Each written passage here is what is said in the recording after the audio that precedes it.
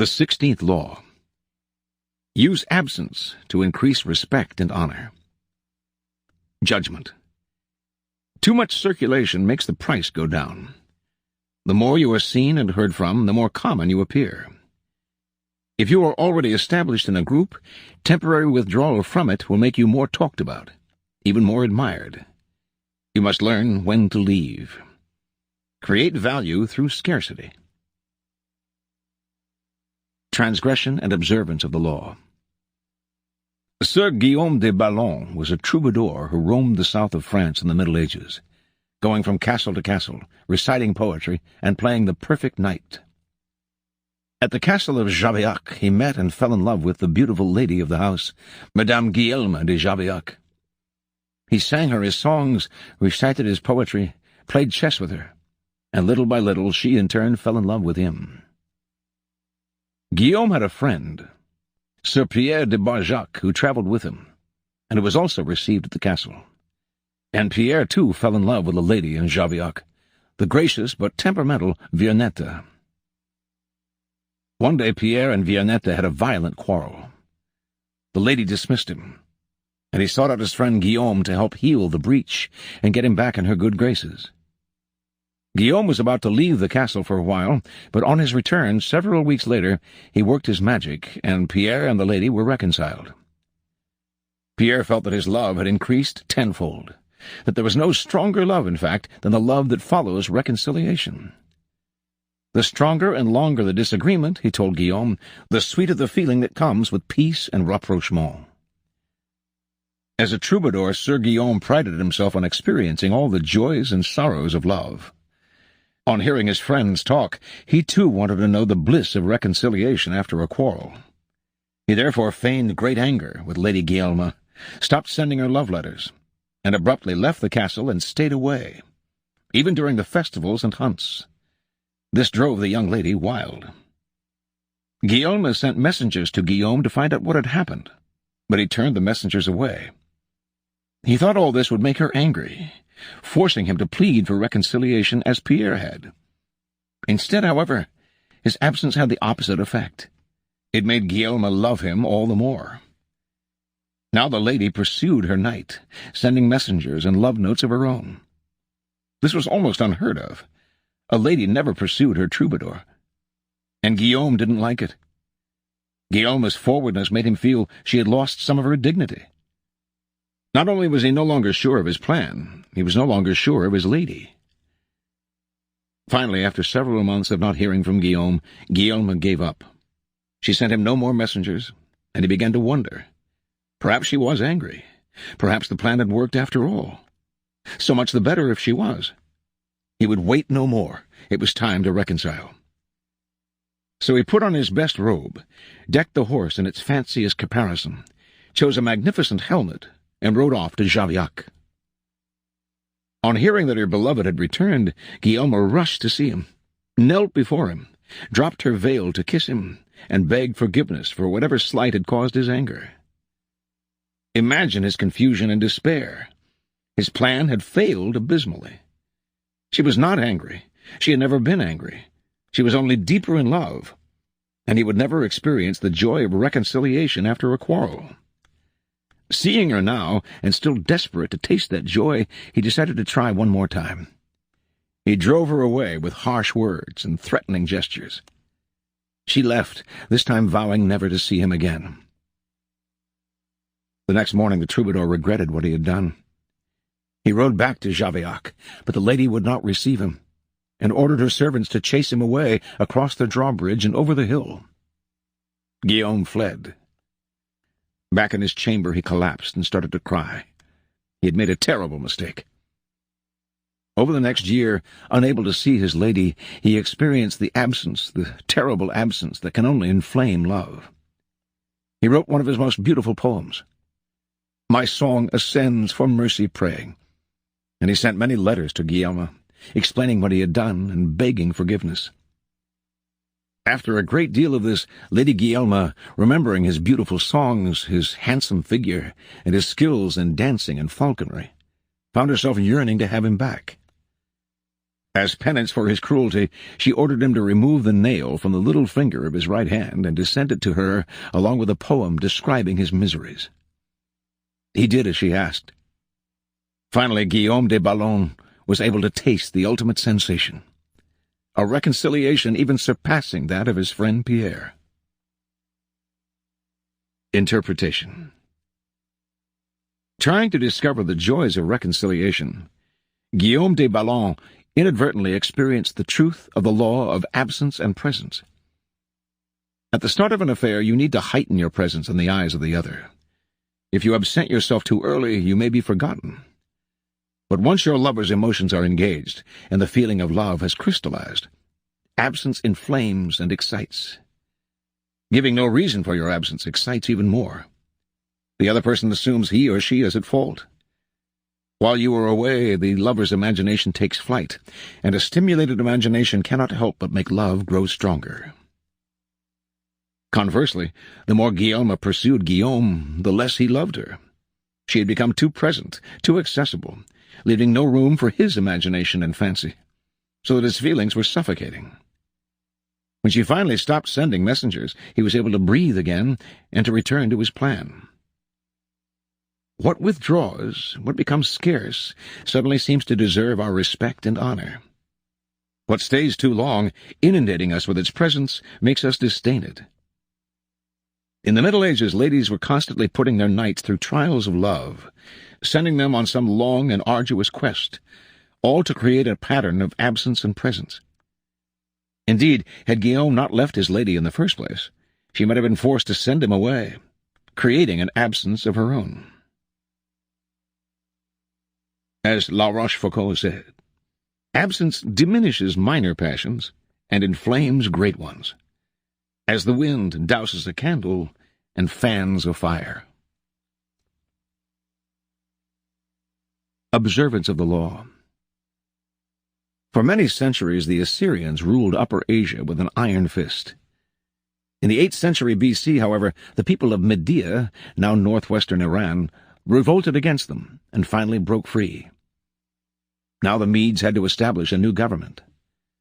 Determined to avoid any form of despotism, they refused to give ultimate power to any one man, or to establish a monarchy. Without a leader, however, the country soon fell into chaos and fractured into small kingdoms, with village fighting against village. In one such village lived a man named Deioces, who began to make a name for himself for fair dealing and the ability to settle disputes. He did this so successfully, in fact, that soon any legal conflict in the area was brought to him, and his power increased. Throughout the land, the law had fallen into disrepute. The judges were corrupt, and no one entrusted their cases to the courts anymore, resorting to violence instead.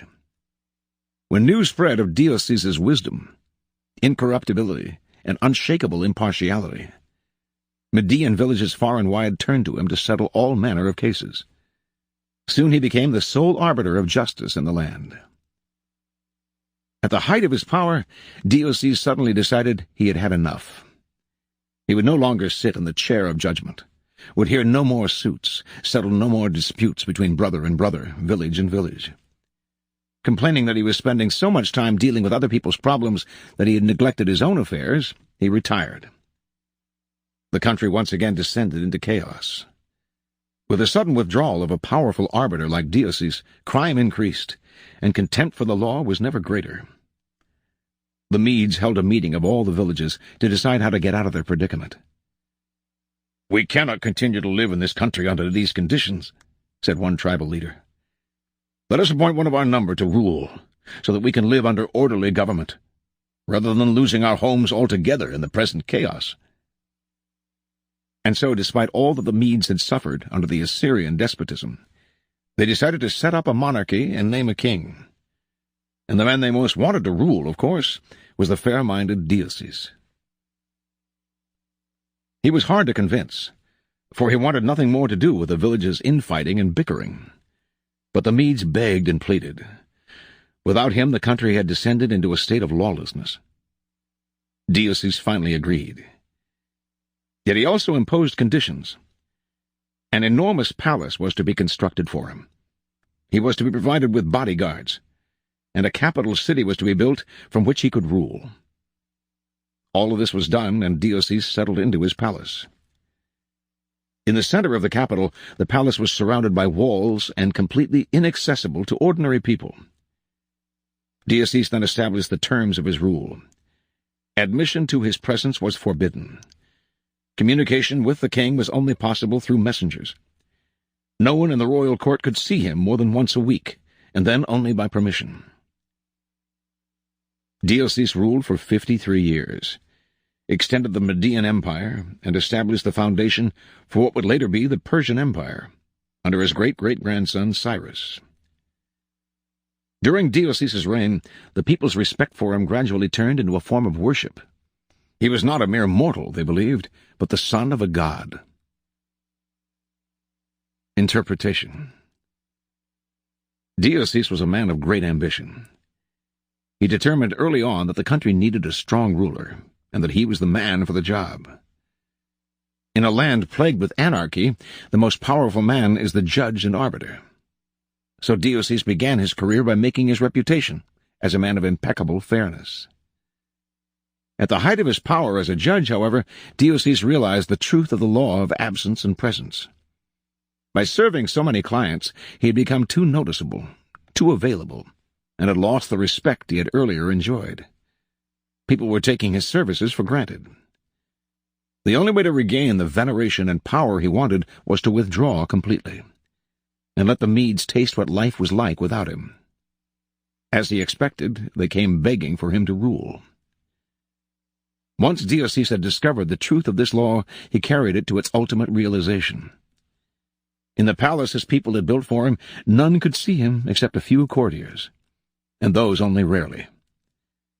As Herodotus wrote, there was a risk that if they saw him habitually, it might lead to jealousy and resentment, and plots would follow.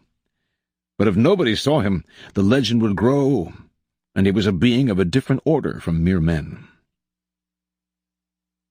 As Mullah Jami said, a man said to a dervish, "Why do I not see you more often?"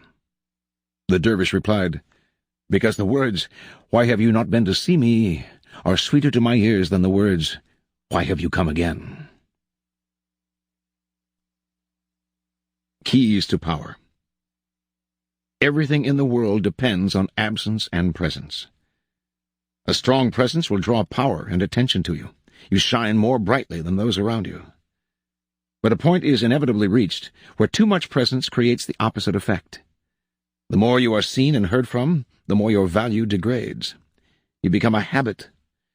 No matter how hard you try to be different, subtly, without your knowing why, people respect you less and less. At the right moment you must learn to withdraw yourself before they unconsciously push you away. It is a game of hide and seek. The truth of this law can most easily be appreciated in matters of love and seduction. In the beginning stages of an affair, the lover's absence stimulates your imagination, forming a sort of aura around him or her. But this aura fades when you know too much, when your imagination no longer has room to roam. The loved one becomes a person like anyone else, a person whose presence is taken for granted. This is why the 17th-century French courtesan, Ninon de L'Enclos, advised constant feints at withdrawal from one's lover. "Love never dies of starvation," she wrote, "but often of indigestion." The moment you allow yourself to be treated like anyone else, it is too late. You are swallowed and digested. To prevent this, you need to starve the other person of your presence. Force their respect by threatening them with the possibility that they will lose you for good. Create a pattern of presence and absence. Once you die, everything about you will seem different. You will be surrounded by an instant aura of respect. People will remember their criticisms of you, their arguments with you, and will be filled with regret and guilt. They are missing a presence that will never return. But you do not have to wait until you die. By completely withdrawing for a while, you create a kind of death before death. And when you come back, it will be as if you had come back from the dead. An air of resurrection will cling to you, and people will be relieved at your return. This is how Deioces made himself king. Napoleon was recognizing the law of absence and presence when he said, "If I am often seen at the theater, people will cease to notice me." Today, in a world inundated with presence through the flood of images, the game of withdrawal is all the more powerful. We rarely know when to withdraw anymore, and nothing seems private, so we are awed by anyone who is able to disappear by choice. Novelists J.D. Salinger and Thomas Pynchon have created cult-like followings by knowing when to disappear. Another, more everyday side of this law, but one that demonstrates its truth even farther, is the law of scarcity in the science of economics. By withdrawing something from the market, you create instant value. In 17th century Holland, the upper classes wanted to make the tulip more than just a beautiful flower. They wanted it to be a kind of status symbol. Making the flower scarce, indeed almost impossible to obtain, they sparked what was later called tulipomania. A single flower was now worth more than its weight in gold. In our own century, similarly, the art dealer Joseph Duveen insisted on making the paintings he sold as scarce and rare as possible. To keep their prices elevated and their status high, he bought up whole collections and stored them in his basement. The paintings that he sold became more than just paintings. They were fetish objects. Their value increased by their rarity. "You can get all the pictures you want at $50,000 apiece. That's easy," he once said. "But to get pictures at $250,000 apiece, that wants doing." Extend the law of scarcity to your own skills. Make what you are offering the world rare and hard to find, and you instantly increase its value. There always comes a moment when those in power overstay their welcome. We have grown tired of them, lost respect for them. We see them as no different from the rest of mankind, which is to say that we see them as rather worse, since we inevitably compare their current status in our eyes to their former one. There is an art to knowing when to retire. If it is done right, you regain the respect you had lost and retain a part of your power. The greatest ruler of the 16th century was Charles V. King of Spain, Habsburg Emperor, he governed an empire that at one point included much of Europe and the New World. Yet at the height of his power, in 1557, he retired to the monastery of Yuste. All of Europe was captivated by his sudden withdrawal. People who had hated and feared him suddenly called him great, and he came to be seen as a saint. In more recent times, the film actress Greta Garbo was never more admired than when she retired in 1941. For some, her absence came too soon. She was in her mid-30s. But she wisely preferred to leave on her own terms, rather than waiting for her audience to grow tired of her. Make yourself too available, and the aura of power you have created around yourself will wear away. Turn the game around. Make yourself less accessible, and you increase the value of your presence. Reversal. This law only applies once a certain level of power has been attained. The need to withdraw only comes after you have established your presence. Leave too early, and you don't increase your respect, you are simply forgotten. When you're first entering onto the world stage, create an image that is recognizable, reproducible, and is seen everywhere. Until that status is attained, absence is dangerous. Instead of fanning the flames, it will extinguish them. In love and seduction, similarly, absence is only effective once you have surrounded the other with your image, been seen by him or her everywhere. Everything must remind your lover of your presence, so that when you do choose to be away, the lover will always be thinking of you, will always be seeing you in his or her mind's eye. Remember, in the beginning, make yourself not scarce, but omnipresent. Only what is seen, appreciated, and loved will be missed in its absence.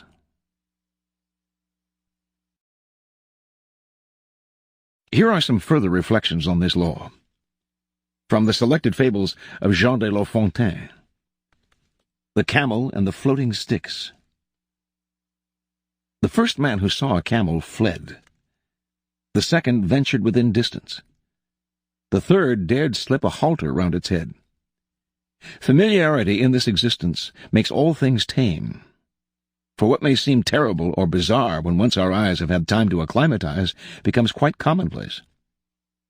Since I'm on this theme, I've heard of sentinels posted by the shore who, spotting something far away afloat, couldn't resist the shout, "A sail! A sail! A mighty man of war!" 5 minutes later it's a packet boat, and then a skiff, and then a bale, and finally some sticks bobbing about. I know plenty such to whom this story applies, people whom distance magnifies, who, close to, don't amount to much. And an ancient Chinese parable. 5 virtues of the cock. While serving under the Duke Ai of Lu, Qian Zhao, resenting his obscure position, said to his master, "I am going to wander far away like a snow goose." "What do you mean by that?" inquired the Duke. "Do you see the cock?" said Qian Zhao in reply. "Its crest is a symbol of civility. Its powerful talons suggest strength. Its daring to fight any enemy denotes courage. Its instinct to invite others whenever food is obtained shows benevolence. And last but not least, its punctuality in keeping the time through the night gives us an example of veracity.